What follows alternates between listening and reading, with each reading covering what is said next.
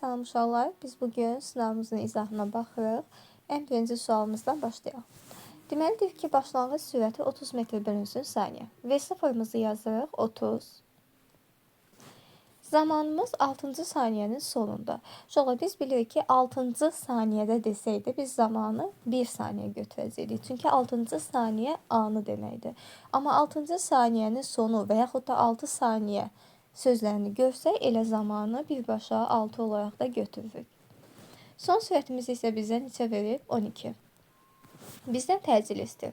Bilirik ki, təcilin düsturu V çıx V0 bölünsün T şəklindədir. Sonra fikir versəniz, V12, V0 30'dur. Mütləq şəkildə bunu diqqətə alın. Çıxanda -18 qalır, bölürsən 6-ya. O da eləyir -3. Təcilimiz neçəymiş? -3 imiş. Sadəcə o bizdən modulunu istədiyinə görə cavabımız B variantı oldu. Sonra həmişə yadda saxlayın, diqqətli olun. Çünki çox vaxt böyükdən kiçiyi çıxırıq, birbaşa müsbət yazırıq. Amma burada bizdən modulu istəməyə də bilərdi. Yəni cavablarda -3 də olmuş ola bilərdi. Ona görə diqqətli olmaq lazımdır. Gəldi 32-ci suala. Deyir ki, x oxu istiqamətdə 5 metr bölü saniyə sürətlə bərabər sürətli hərəkət edir. Düz xətli özdə bərabər sürətlə. Bu cisim K nöqtəsini keçən anda 8 saniyə sonra M nöqtəsinə çatırsa, koordinatı hesablayın. Sonra gəlin görək K-dan M-ə qədər bu nə qədər yerini dəyişib. Yerdəyişmənin üstə düz xətli bərabər sürətli hərəkətdə S bərabərdir, V vurulsun T şəklində yazılır. Bizim sürətimiz 5, zamanımız isə 8 saniyədir. Onda bizim yerdəyişməmiz neçəyə bərabərdir? 40 metrə bərabərdir.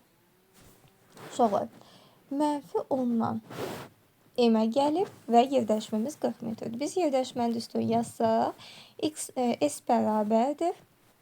X çıxılsın X0 şəklində yazırıq. Onda biz buradan X-i tapsaq, son koordinatımızı tapsaq, X0-ın üstünə yerdəyişməni gəlir. Yerdəyişməmiz deməli 40-dır. Üzərinə gəlirik, başlanğıc koordinatı -10-u. O da elədir 30 metr. Cavabımız C variantı. Daha sonra 33-cü sual sadə sualdır uşaqlar. Bizdən istəyir ki, cismin getdiyi yol 10 saniyə müddətində cismin getdiyi yol 5-dən 8-ə 3 metr. 8-dən gəlir 0-a qədər, yəni 8 metr. Daha sonra isə 3 metr yenidən yuxarı qalxır. Uşaqlar, biz bunu toplasaq, görə bilərik ki, 14 metr yol getmiş olur. 34-cü sualın izahını bayaq göndərmişdim. 34-cü sualımız nədir? Bizə ümumi deyir ki, A nöqtəsindən C nöqtəsinə gələndə deməli, idmançı bərabər sürətlə üzərsə çayın enini tapın. Uşaqlar, bərabər sürətlə üzür. Deməli, V-ini bizə vermişdi 1. V çayısı 0.8. Biz beləcə AC-ni, yəni perpendikulyar olan sürətin toplamını tapdıq 0.6. Həmin o deməli yolu tapanda da biz V-ni T-yə zamana, ümumi zamana vururuq və nəticədə cavabımızı 30 metr tapırıq. İndi isə baxaq 35-ci suala. Uşaqlar, fikir versək, deməli yolun zaman asılılıq tənliyini bizə verib. İlk 4 saniyə ərzindəki orta sürəti hesabla deyir. Orta sürəti tapmaq istəyirəmsə, başlanğıc sürətlə son sürəti bilib, yarıya bölsəm mənim orta sürətim olmuş olacaq. Gəlin buradan başlanğıc sürət görək neçədir. Başlanğıc sürətimiz V0. V0-ımızı bizə verib 10. Gəlin indi V-ni tapaq. V bərabərdir V0 plus AT. O da bərabərdir 10 plus A-nı bizə verib buradan ifadədən görürük ki, A 4-dür, vurulsun. T-miz də neçədir? İlk 4 saniyə ərzindəki, deməli, onda vururuq 4-ə. Elədi 26. Son sürətimiz 26-dır. Onda V ortanı əgər biz tapsaq, V orta bərabərdir V0 plus V bölünsün 2. Başlanğıc sürətimiz 10 idi. Son sürətimiz isə 26-dır. Bölürük ki, 18. Metr bölünsün saniyə. Daha sonra uşaqlar 36-cı suala baxsaq, deyir ki, iki cisim X oxu boyunca hərəkət edir. Əgər birinci cisim düz xətli bərabər yeyinləşən, yazaq. Birinci cismimiz yeyinləşən, ikinci cisim isə düz xətli bərabər yavaşlayan. Hərəkət edirsə, cisimlərin təcirlərinin proyeksiyaları üçün hansı münasibət doğrudur? Gəlin baxaq. Uşaqlar, birinci halda görürsünüz ki, x oxu istiqamətdə. V1-imiz x oxu istiqamətdədir. Yəni V1-imiz böyükdür 0-dan. Əgər yeyinləşən hərəkətdirsə, gərək A1 də V ilə eyni işarəli olsun, böyük olsun 0-dan. A1-in 0-dan kiçik və yaxud da 0 bərabər olduğu halları silirik. Daha sonra ikinci hala baxaq. Uşaqlar, görürsünüz ki, V0 kiçikdir 0-dan. Çünki x oxunun əksi istiqamətdə hərəkət edir. Yavaşlayan hərəkətdirsə, deməli V kiçikdirsə 0-dan, A-mız onun əksinə böyük olmalıdır 0-dan ki, bu yavaşlayan hərəkət eləsin. Ona görə də biz cavabı tapmış oluruq ki, hər ikisində A 0-dan böyükdür. Uşaqlar, 37-ci sual əslində çətin sual deyil. Sadəcə olaraq uşaqların çox vaxtı çaşdığı bir məqamdır. X oxu istiqamətdə düz xətli bərabər sürətli hərəkət. Uşaqlar, yadda saxlayın. X-in və yaxud da S-in T-dən asılılığında düz xətli bərabər sürətli hərəkət qrafiki elə düz xətt deməkdir. Bax, bu A və B qrafikləri sükunət haldır. Biri x oxu istiqamətdə, digəri də x oxunun əksi istiqamətdə sükunət halların deməli qrafikləridir. Bizə lazımdır düz xətli bərabər sürətli hərəkət sadəcə olaraq x oxu istiqamətində. Uşaqlar, baxın bu qrafikə baxsaq, uzatsaq, hara gedir? Aşağı doğru gedir. X oxu isə yuxarı gedir. Deməli, bu x oxunun əksinədir, götürmədir. D variantına baxsaq, qrafiki izləsək, hara gedir? Aşağı doğru. X oxumuz isə yenə də yuxarı doğrudur. Deməli, burada da yanlışlıq var. Amma Y variantına baxsaq, həqiqətən də x oxu istiqamətdə, yəni qrafikimiz yuxarı doğru gedir. Buna görə də cavabımız x oxu istiqamətdə düz xətli bərabər sürətli hərəkət Y variantıdır. Uşaqlar, bizdə buradan dövrlərin sayını istəyir. Sadə şəkildə V-nin düsturunu yazaq. Dövr sayından asılı olan bir düstur. V-nin dövrlərin sayından asılı olan düsturu 2pi m bölünsün t şəklində yazılır. Bir dənə vurulsun r-imiz var. Əgər buradan biz n-i tapsaq, çarpaz şəkildə vurarıq. V vurulsun t bölünsün 2pi n şəklində olar. Bu da bizim A variantımızdır. Daha sonra uşaqlar 39-cu suala baxsaq əgər, görərik ki, buradan deməli, verilmiş radiuslu çevrə bərabər sürətli hərəkət edən cismin K nöqtəsindən keçən anda sürətin və təcrid vektorlarını tapın. Uşaqlar, bu görürük ki, saat oxunun əksinə hərəkət edir. Deməli, bu nöqtədə sürətimiz həmin bu toxunan istiqamətdə olacaq. Təcridimiz isə çevrənin mərkəzinə doğru olacaq və bu istiqamətdə A isə çevrənin mərkəzinə doğru olmuş olacaq. Buna görə də bizim variantımız hansı variantdır? C variantıdır. Sonra indi isə baxaq 40-cı suala. Bizdən istəyir ki, hansı nöqtədə xətti sürətin qiyməti ən kiçikdir? Gəlin, deməli, A-dan, omeqadan və xətti sürətdən asılı olan bir düstur yazaq. A bərabərdir, omega V. Bizdən xətti sürətin ən kiçik qiymətini istəyir. Gəlin, xətti sürəti buradan tapaq. A bölünsün omega olacaq. Əgər xətti sürətin ən kiçik qiymətini istəyirsə, A-nın kiçik, omeqanın böyük qiymətlərinə baxmalıyıq. A-nın kiçik qiymətləri 1, 4, omeqanın böyük qiymətləri isə 1, 2-dir. Buna görə də cavabımız A variantıdır. Daha sonra uşaqlar 41-ci sualda bizdən istəyir ki, verilmiş radiuslu çevrə bərabər sürətli hərəkət edir maddi nöqtə. Maddi nöqtənin dövülmə periodunu əgər 2 dəfə artırsaq, mərkəzi qaçma təcili necə dəyişəcək? Biz bilirik ki, mərkəzi qaçma təcili dövülmə periodundan tərs kvadratik formada asılıdır. Ümumiyyətlə, perioddan burada kəmiyyətlərin əksəriyyəti tərs asılıdır, amma mərkəzi qaçma təcili isə tərs kvadratik asılıdır. Tərs kvadratik asılı olduğuna görə 2 dəfə artarsa 4 dəfə azalmış olacaq.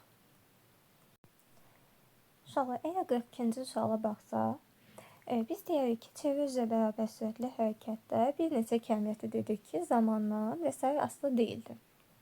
Məsələn, biz dövülmə periodunu götürsək, radiusdan və yaxud da uzunluqdan necə asılıdır? Bu asılı olmayacaq. Bunun səbəbi nədir? Məsələn, saat əqrəbinin dövülmə periodu biz bilirik ki, 12 saatdır. fərqi yoxdur. İstəyir qol saatında olsun, istəyir divar saatında, istəyirsə də divar saatında saatın ölçülərinin bir fərqi, heç bir fərqi yoxdur. Deməli, periodun, yəni uzunluqla, əqrəbin uzunluğu ilə heç bir aidiyyatı yoxdur. 12 saatda o saat əqrəbi öz dövrünü tamamlayacaqdır. Lakin təcil mövzusunda belə deyil. Təcilin düsturlarını da yazsaq, A bərabərdir, omega kvadrat vurulsun F və yaxud da 4 dənə pi kvadrat bölünsün t kvadrat vurulsun F şəklində də yaza bilərik. Deməli, uzunluqdan, əqrəbin uzunluğundan, radiusdan və yaxud da eldən necə asılıdır bizim təcilimiz? Düz mütənasib asılı olmuş olur. Daha sonra uşaqlar 43-cü sualda bizdən istəyir ki, maddi nöqtə E radiusu çevrə bərabər sürətlə hərəkət edir. Gəlin çevrəmizi çəkək. Radius vektorun dönmə bucağının pi radian qiymətində. Deməli, fi'miz pi'yə bərabər olsun, yəni 180 dərəcəyə. Bax, 180 dərəcəyə bərabər olduğu yerdə yer dəyişmənin modulu nə qədərdir? Əgər bu cisim buradan başlayıbsa, 180 dərəcəyə gəlib harda olacaq burada? Deməli, çevrənin neçə hissəsidir bu? 2də 1 hissəsidir. 2də 1 hissədə bizim yer dəyişməmiz olur 2R şəklində. 4də 1 də R kök 2 idi, 4də 3 də yenə R kök 2 idi. Tam periyodda 0 idi, amma 2də 1 də 2R şəklində idi. Daha sonra uşaqlar, 44-cü suala baxsaq, bizdə bucaq sürətini istəyir. Bucaq sürətinin düsturu omega bərabərdir. Delta fi bölünsün delta t şəklindədir. Bizim delta fi'miz 15 çıxılsın 3. Burada delta fi'miz 12 eləyir. Delta t'miz isə zaman dəyişimi isə 3 saniyədir. Bu da eləyər 4 radian bölünsün saniyə.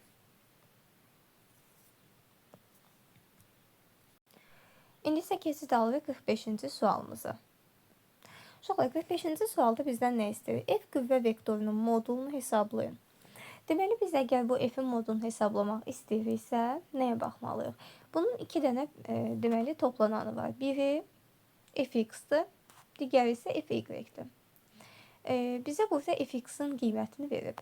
Uşaqlar, fx bərabərdir 24-də. Uşaqlar, fikir versək, fx-i bizə 24 Newton verib. Fx-imiz fx bərabərdir 24 Newton. Uşaqlar, fx özü nəyə bərabərdir? F vurulsun, biz bilirik ki, bu bucağımız F kosinus alfa deməkdir. F kosinus alfa 24 Newton olarsa bizdən F'i istəyir. F'i tapsaq, onda cavabımız 24 bölünsün kosinus alfa olacaq. O da bərabərdir 24 bölünsün kosinus alfamız, yəni 10'da 6. 24'ü də 10'da 6'ya bölürük. Bu da bizə 40 Newton verilmiş olur.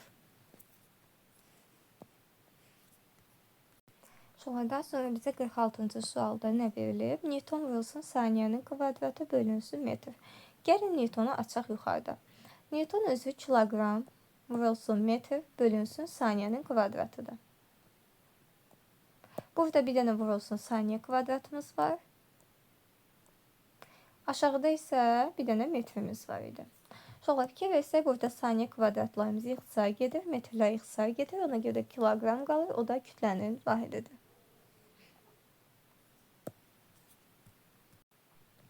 Sonra indi baxırıq 47-ci sualımıza. Fikir versək uşaqlar, F1 və F2-nin əvəzləyicisi, baxın, F3-dür. Yəni 20 Newton. Özü burada 20 Newtonluq bir qüvvə var idi onsuzda. Bu ikisinin əvəzləyicisi də 120 Newton oldu. Onda ümumilikdə burada neçə Newton qüvvəmiz qaldı? Ümumilikdə burada 40 Newton qüvvəmiz oldu. Bu istiqamətdə 40 Newton, artıq bunların əvəzləyicisini tapdım, bunlar yox oldu. 40 Newton bu istiqamətdə qüvvəmiz var, əksi istiqamətdə isə 15 Newton qüvvə var. Əgər bunları çıxsaq, əks istiqamətdə olduğuna görə qüvvələr çıxılır və sonda 25 Newton əvəzləyici qüvvəmiz qalmış olur. 48-ci sualımız da uşaqlar çox sadə sualdır. Biz bilirik ki, Newton qanunlarında deməli, kütlə ilə təcil tərs mütənasib asılıdır. M1 bölünsün M2 bərabərdir A2 bölünsün A1'ə. Biz buradan görürük ki, M1'in qiyməti 200 qram, M2'nin qiyməti isə 800 qramdır. O da bərabərdir. İkinci cismin aldığı təcildən Aha, bizə deyib ki, birinci cismin aldığı təcil ikinci cismin aldığı təcildən bu qədər çox olarsa. Onda biz belə yazarıq. A1 bərabərdir A2 plus 1,2. Bu qədər çoxdur. Onda gəlin belə eləyək. A2 olduğu kimi qalsın. A1'in yerinə isə A2 plus 1,2 yazırıq. Buradan ixtisarlarımızı aparsaq 4də 1 almış olacaq. 4də 1. Çarpaz vursaq şu olar. Görürük ki 4 dənə A2 bərabərdir A2 plus 1,2'ye. Onda atsaq bu tərəfə 3 dənə A2 bərabərdir 1,2'ye. Onda A2'miz nəyə bərabərdir? A2 bərabərdir 0,4 metr bölünsün saniyənin kvadratı. A2 0,4 metr bölünsün saniyə kvadrata bərabərdirsə, onda biz əgər A1'i hesablasaq eləyəcək 1,6 metr bölünsün saniyənin kvadratı. Bizdən, yəni uşaqlar, bir dənə burada diqqətli olun ki, birinci cismin təcilinin qiymətini istəyir bizdən. Ona görə də birincini tapanda ikincinin üstünə mütləq şəkildə 1,2 gəlməliyik. O da eləyir 1,6. Uşaqlar, 49-cu suala baxsaq, qüvvənin qiymətini istəyir. Biz görürük ki, qrafikdən deməli bizə newtonlarla verir. Qüvvənin qiyməti 60 newtondur. 60 olmayanları silirik əvvəlcə. Daha sonra bizə cihazın xətasını deyir. Cihazın xətasını deyirsə, deməli bizə mütləq xətanı istəyir. Mütləq xəta bərabərdir 1 bölgü yarısına. Uşaqlar, fikir versək, 0-dan 10'a qədər 2 dənə dama var. Deməli, hər bir bölgü 5'ə bərabərdir. 5'ə bərabərdirsə, onu da 2'yə bölsək, 2,5 eləmiş olacaq. Bu da bizim Y variantımızdır. 50-ci sualımız yenə də sadə suallardan biridir. Həcmi 4 metr kub, sıxlığı isə 0,8 qram bölünsün santimetr kub olan cismin kütləsini hesablayın. Kütləni hesablayanda biz həcmi sıxlığa vururuq. Ona görə də 3200 kilogram etmiş olacaq. Gəldik 51-ci suala. Uşaqlar, fikir versək 51-ci sualda birinci hissədə yeyinləşən hərəkət, ikinci hissə düz xətli bərabər sürətli hərəkətdir.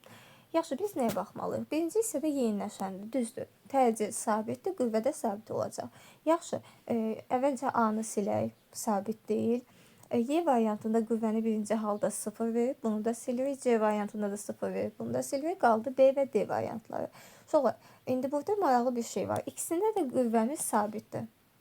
Hansını götürməliyik? Sonra fikir verin, sürətin qolu yuxarı doğru olduğuna görə biz deyirik ki, burada təcil sabitdir və müsbətdir. T oxundan yuxarıda olmalıdır. Ona görə də biz rahatçılıqla B variantını götürə bilərik. Çünki təcillə yanaşı qüvvə də sabitdir. İkinci halda isə 0-dır. 52-ci sualda Euler Venn diaqramımız var. Deməli, skalyar fiziki kəmiyyəti. Skalyar kəmiyyət yoldur. Beynəlxalq sistemdə vahidi əsas vahidi, ikisinin də vahidi metr olduğuna görə bu hər ikisinə gedir. Trayektoriyanın uzunluğu nə bərabərdir? Təbii ki, yolumuz. Qapalı trayektoriya üzrə hərəkətdə 0-a bərabərdir. Çevrə üzrə hərəkətdə və yaxud da bir nöqtədən başlayıb eyni nöqtəyə qaydanda bizim yer dəyişməmiz 0-a bərabər olmuş olur. Deməli, 1, 3, ortada 2 və 4. Deməli, oldu bizim hansı variantımız? D variantı. Gəldi uşaqlar. Ədədi qiymətcə vahid zamanda sürət dəyişməsinə bərabər olan fiziki kəmiyyət təbii ki, təcil adlanacaq. Bir cismin digərinə təsirini xarakterizə edən fiziki kəmiyyət qüvvə adlanır. Düz xətli hərəkətdə cismə təsir edən qüvvələrin əvəzləyicisi qiymət və istiqamətcə sabit qalır. Düz xətli necə hərəkətdə?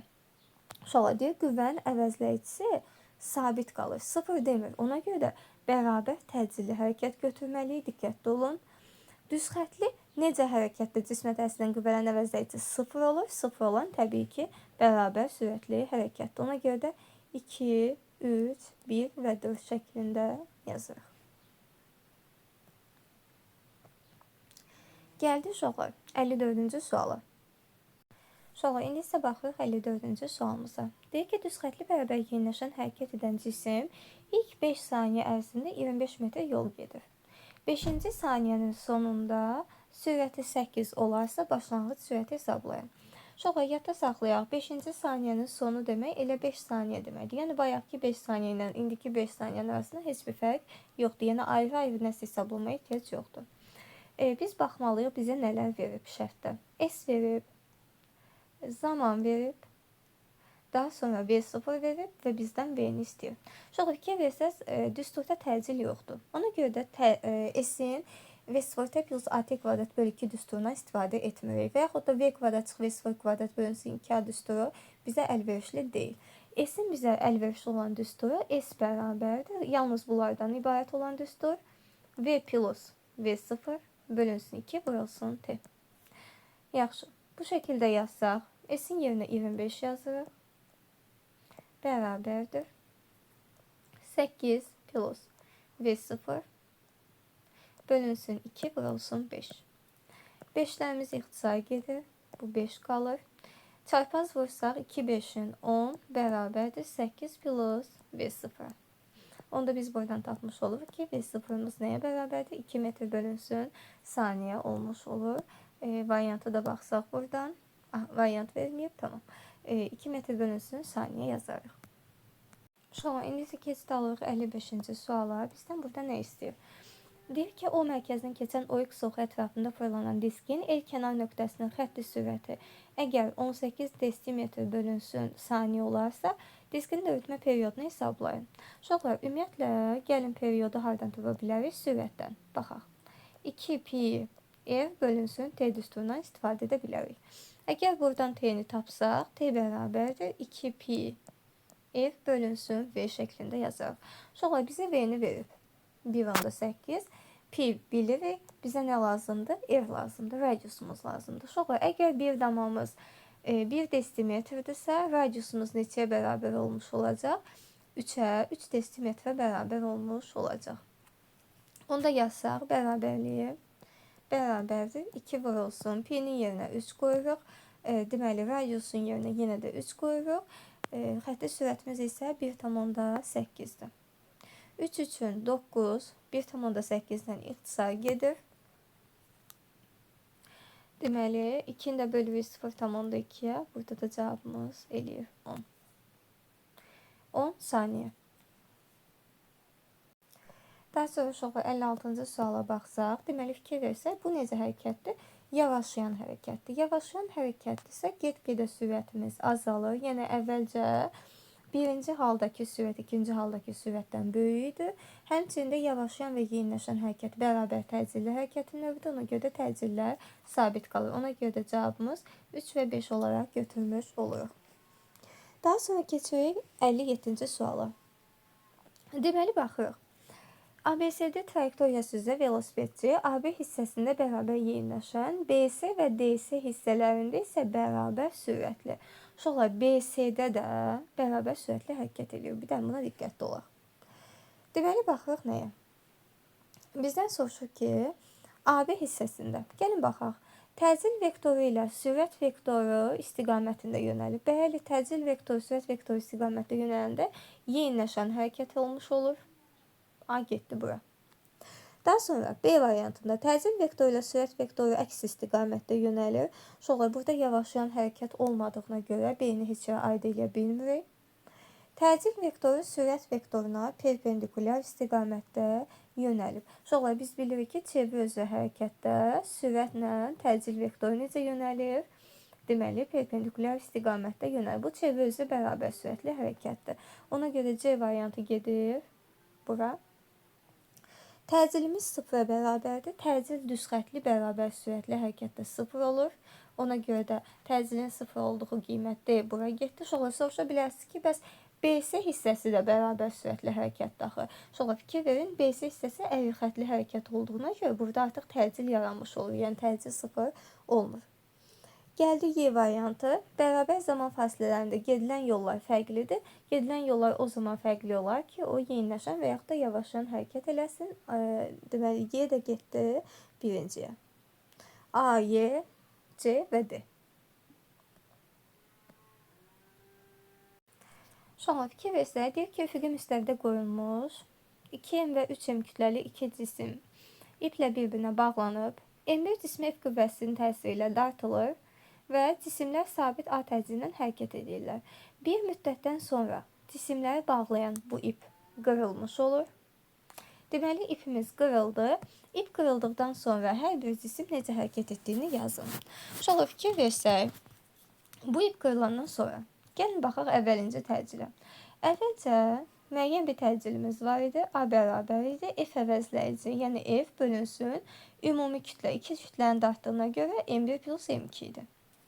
İkinci halda ip qırılandan sonra F qüvvəsi sadəcə M1 kütləsini daşıyacaq. Ona görə yazacağım F bölünsün sadəcə M1. Sonra göz ki, məxrəc azaldığına görə təcilimiz neyəcək? Artacaq. Biz burada nə fikir veririk? Biz deyirik ki, ikinci cisimimiz necə hərəkət edir? Ümumiyyətlə, onun sürətdə artmış olacaq, bərabər yeniləşən hərəkət eləyəcək. İkinci cisimimiz isə ümumiyyətcə, deməli, burada sürtünmə qüvvəsi sırf nəzərə alınmadığına görə bu sadəcə olaraq düzxətli bərabər sürətli hərəkət etmiş olacaq. Sonra 59-cu suala baxsaq, bizdən deməli qüvvənin modulunu istəyir. Qüvvəni tapmaq istəsək, F bərabərdir MA düsturuna yazırıq. Bizim kütləmiz 2 ton var. Sadəcə bizə təcil lazımdır. Bizə deyir ki, məsələdə ilk 20 saniyə ərzində 300 metr yol gedib. Onda S bərabərdir AT kvadrat bölünsün 2 düsturuna istifadə ediyor. Niyə AT kvadrat bölü 2? Çünki sükunət vəziyyətindən başlayıb. Əgər buradan A-nı tapsaq, A bərabərdir 2S bölünsün T kvadrat olur. Deməli, 2 vurulsun 300, yuxarıda yazırıq 600 bölünsün T'nin kvadratı 400. Bu da bizə verəcək şolar. İxtisarlarımızı aparsaq 1,5 vermiş olacaq. Onda F bərabərdir MA-dan gətirib hesablasaq, kütlənin yerinə 2000 yazırıq. Vurulsun 1,5. Bu da bizə 3000 və yaxud da 3 kilonewton vermiş olacaq. Uşaqlar, indi isə gəldik sonuncu deməli sualımıza. Başlanğıc sürətimiz 108 km bölünsün saatdir. Biz əgər bunu çevirsək və sıfırımız eləyəcək, neçə? 30 metr bölünsün saniyə eləyəcək. X oxunun əksi istiqamətdə düzxətli bərabər təcilli hərəkət edir. Sonra X oxunun əksi istiqamətdə hərəkət edirsə, deməli o, yavaş-yavaş hərəkət eləyəcək bir müddət. Deməli 30 ilə başlayacaq və başlayacaq azalmağa. Sonra 10-cu saniyənin sonunda, yəni 10 saniyə müddətində son sürətin qiymətini tapmalıyıq. Sonra bu 30 ilə başlayıbsa hərəkət eləməyə, neçə saniyədən sonra o dayanacaq, son sürəti 0 olacaq. Gəlin onu hesablayaq. Deməli, başlanğıc sürətimiz bizim 30-dur. Yavaşlayan hərəkətsə çıxılsın, A-mız 5-dir, vurulsun T. Biz buradan onu da eləməliyik, 0-a bərabər eləməliyik ki, görə neçə saniyədən sonra 0 olur. Biz buradan tapa bilərik ki, zaman 6 saniyədir. 6 saniyə sonra bu cismin son sürəti 0 olur. Bizə deyir ki, 10-cu saniyənin sonunda. Deməli, 6 saniyədən sonra bu 0 oldu. Daha sonra nə edəcək? 10 saniyəyə qədər bu səfər yeniləşən hərəkət etmiş olacaq. Həmin o hərəkəti tapanda da bunun başlanğıc sürəti neçə idi? 0 idi. 6-cı saniyədə 0 idi başlanğıc sürətimiz. Onda V-ni tapanda AT şəklində taparıq. A-nı bizə 4 verir. Biz də baxırıq ki, 6-dan 10-a qədər üzülü saniyə. A-nı bizə 5 vermişdi. A-mız 5-dir. 6-dan da 10-a qədər 4 saniyə zaman keçir. Buna görə də son sürətimiz də 20 tapmış olduq. Bu da sonuncu sualımız.